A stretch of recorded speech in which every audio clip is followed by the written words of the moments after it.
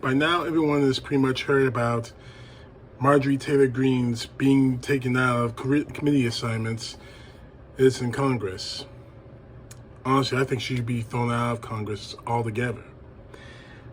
But apparently she's still in Congress. And this morning, well, the time of this video is posting, this morning she had a press conference.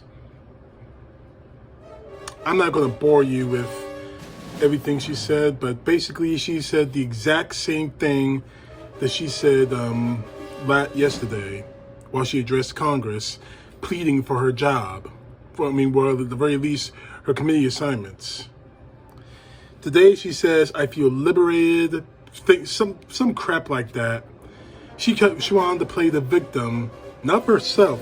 Excuse me, for example, not for herself, but for her the district she represents. She's saying something along the lines of, just one second, let me see if I can find it. Along the lines of, they stripped my district of their voice. Really? You weren't there to represent them. You were there to represent Donald Trump. And the thing of it is, she went on to say Donald Trump is the greatest president, basically repeating everything she said about her, not yesterday, but everything she said about Donald Trump to this point. And completely insulting the impeachment process, the impeachment trial that's supposed to be going on either earlier this week or early next week. The fact of the matter is this woman is just out there. She basically repeated everything that she said yesterday to Congress. She didn't give anything new. She didn't try to explain her words. She tried to excuse what she did to David Hogue when he visited Congress not too long after Parkland, trying to explain away, saying that her school was assaulted by a madman with a gun. I need to say this. If this story is true, and I have every reason to believe that it is, but if the story about what she said about how she was in 11th grade or 6th grade, whenever she was in school, and someone was assaulted her school with a man with guns, why in the world would you insult a person who went through the same exact thing you did? Why would you do that to someone else that knows what you went through? Why would you do that? If it's true, I don't know if it's true or not. But honestly, I have to say, that to me is pretty sick. You know what this kid's going through, and yet you harass him anyway. Why? Because of the holy Second Amendment. The only amendment in the entire Constitution that matters to you. You say you're up for the First Amendment rights. David Hogue was expressing his First Amendment rights and what happened to his classmates who were murdered that day. What I really hate about the gun nuts in this country is they think that the Second Amendment is the end-all, be-all of Congress. I'm sorry, not Congress, but of the Constitution. They think that the Second Amendment is the only amendment in the Constitution. That we shouldn't use the rest of the Constitution. That to me shows, not only is she a gun nut, she's an anarchist, clear and simple. But then she goes on to say how, again, she repeats everything she said yesterday in Congress whilst trying to save her job. And obviously, it didn't work. It just didn't work. But then she goes off on this huge tangent about being anti-abortion. You know me, and you know my stances on abortion. But the thing is, the thing that really gets me about anti-abortionism is the fact you don't give any other options other than abortion. I agree. Abortion should be the ultimate final option when it comes to pregnant women. There's always surrogacy. There's adoption. Leave the kid in front of a fire station or a police station. Surrogacy law. Sanctuary laws. But I have not heard one anti-abortionist say those things. And I definitely didn't hear anything like that come from her mouth in this press conference. What really bothers me about this woman, and it sickens me to the bone, is that you use your religion as a hammer to beat people down whilst exhorting someone like Donald Trump, exhorting someone like QAnon, whoever he or she may be. And that's the real point about all of this.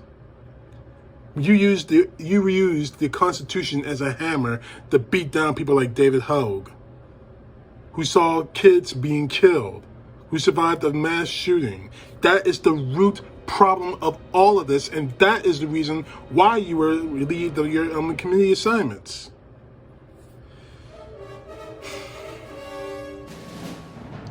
The real problem I have with this whole thing is the simple fact that she just goes on to play the victim. You're nobody's victim, Greene. You have no one to blame but yourself. You have no one to put the existential blame on anyone else. You can't blame Joe Biden, although you're trying to impeach him for God knows what reason. You're trying to blame the Democrats, though they didn't do anything. You're trying to blame ordinary American citizens that don't agree with you or Trump. The blame lies within yourself. You're the one who made those videos. You're the one who posted those posts about conspiracy theories about 9/11, mass shootings. You're the one who recorded yourself harassing David Hogue outside of Congress. All of this is on you. And you want to scream First Amendment. The First Amendment does give us the right to unfair speech. However, it doesn't give us the right to be free of the consequences. You experienced those consequences. Frankly, if it were up to me, you'd be out of Congress. Gone. But what really sickens me, let me see if I can find it, is the simple fact that she says the Republican Party is Donald Trump's. The Republican Party is his. I think his words. But what really bothers me about that is the simple fact that the Republican Party has destroyed itself. It destroyed itself because of people like Donald Trump. Because of people like you, Greene. You destroyed the Republican Party. And quite honestly, and I'm going to end this real quick with a direct quote from her. She says in probably the last few speeches, if I was on a committee, I'd be wasting my time because my conservative values wouldn't be heard and neither would my districts. Right now, my Republican colleagues are being told that their white skin makes them inherently racist or that their service in our nation's military to our country, defending our freedom, makes them bad and domestic terrorists. What? You think that because you're white, we're coming after you? No. If you were saying this as a black person, I would be ashamed and I would still come after you even 10 times harder. If you're Hispanic, definitely. If you're Oriental, Asian, definitely. We're coming after you because you're a sick, degraded human being. Not because you're white. And this crack about how serving our nation's military and defending our freedom makes them bad and the domestic terrorists, that's not true. I have never said that anyone who served our nation's military is a domestic terrorist. So you're lying. And then you go off on this spiel about how we were kicked off committees after spending a year promoting, and after Congress and the Senate are supporting and funding on Act Blue or Black Lives Matter, defending the line and call these people protesters, peaceful protesters. These are her words, mind you. When they're burning buildings in the background and sharing bail bonds to get leaked to criminals out of jail. But they want to kick me out of committees for social media posts that were conspiracy theories. That's pre-hypocritical. No, you were kicked off of committees because you harassed a shooting victim, a survivor. He might as well be a victim, considering what you and so many other Second Amendment idiots have done to him. You were kicked off all these committees because you were seen pridefully harassing a survivor of mass shootings. When he was trying to actually get something done to stop the violence, you were trying to do something to continue the violence. And one last thing about BLM, I personally, and I know that many other senators and congressmen, when people on both sides, Republicans and especially Democrats, especially the current commander-in-chief, Joe Biden, and the current vice president, and Kamala Harris, has spoken out against the violence perpetrated by BLM, or should I say, by people embedded inside of BLM. We've spoken out against it.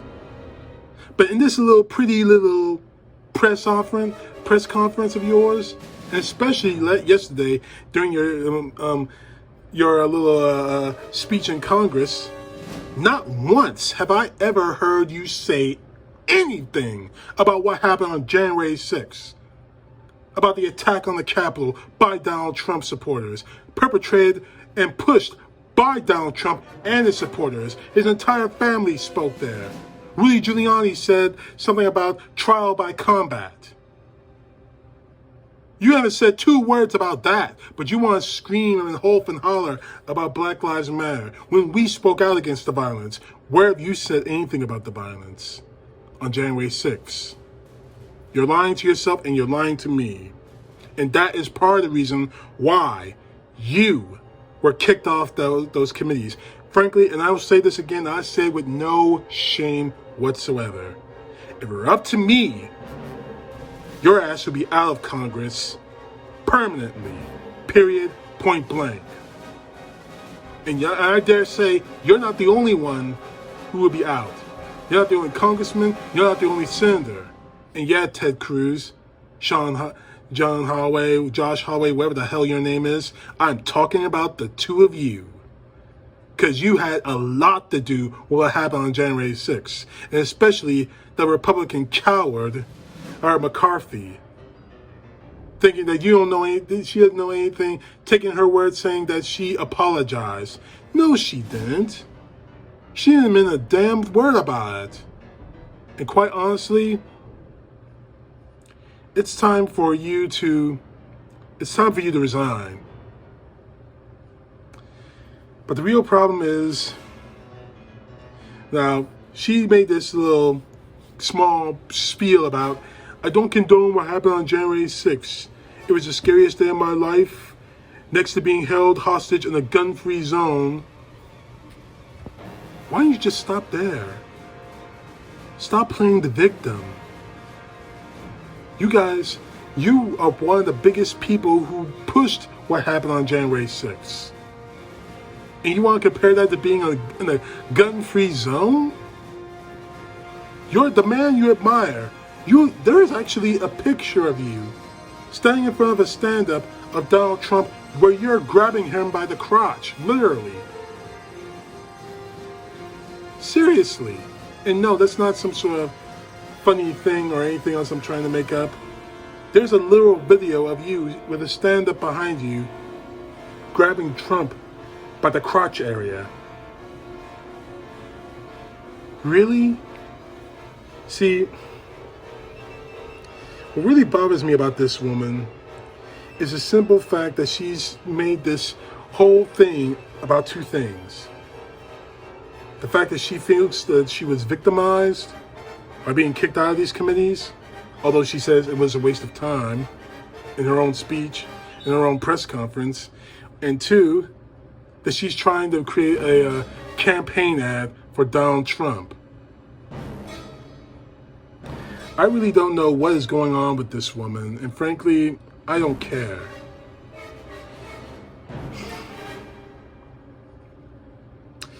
Now, in her last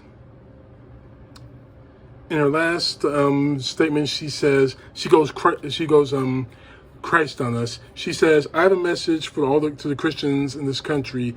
Don't be lukewarm. That's not what your faith is. Our Savior died on the cross so your sins can be forgiven. and he does not want you to be quiet about it. He wants you to share the gospel and share it with everyone. That being said, I'm going to let you guys go about your day. I know you've got many things.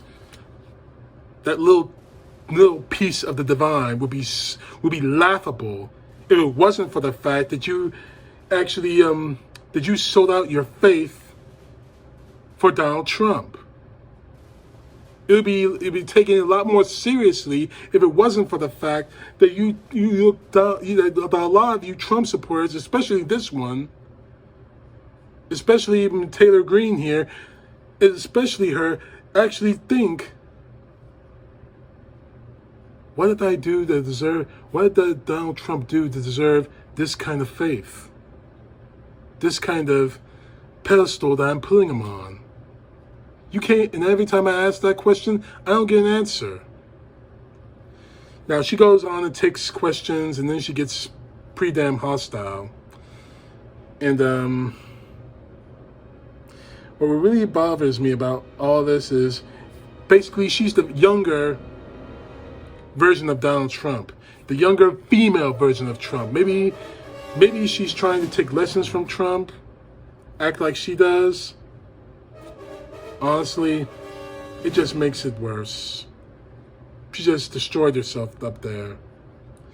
This little press conference, in my view, this is the reason why she needs to be pulled out of Congress. Honestly, I really don't know what is wrong with this woman.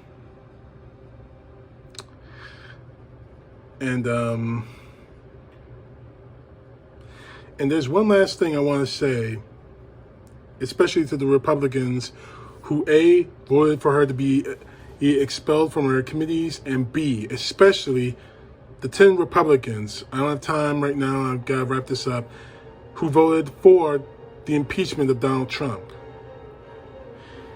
Now, she was asked, of course, what do you say to him and to the other 10 Republicans that voted against or voted for removing you from committee? Her answer is, well, there are 10 Republicans that voted for impeachment against President Trump, and they definitely paid the price. They heard from the Republican voters. There were 11 that voted against me yesterday, and there's something about our leader they should be very upset about. Kevin McCarthy and the rest of the Republican Party is working hard to take back the majority. When you have Republicans in the ranks voting against one of their own, opening the door for Democrats to go after every single Republican next, that's a really big betrayal, and that could cost us the majority in 22. You already lost the presidency. You lost the Senate. You lost Congress in the 2020 elections. Keep this crap up, and you're going to lose the presidency again in 2024. And there might not be another Republican in office ever at this point. I really don't know. I'm going to end it here. All I got to say is this. Marjorie Greene, resign immediately. CTP, know the truth. God bless. Peace to the left, justice to the right.